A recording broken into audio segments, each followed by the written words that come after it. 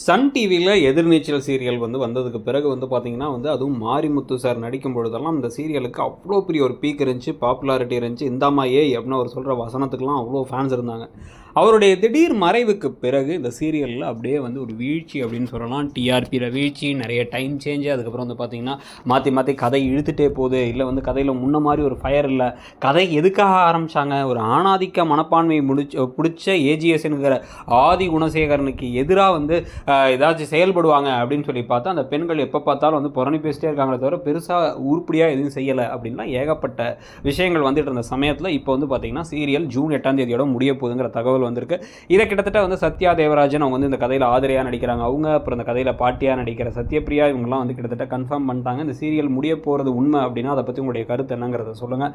நல்லா போயிட்டு இருந்த சீரியல் திடீர்னு முடிய போகுது, ப்ளஸ் ஒரு பெரிய ஷாக் கொடுத்துருக்காங்க அப்படிங்கிறத பற்றி உங்கள் கருத்தையும் சொல்லுங்கள். தேங்க்யூ.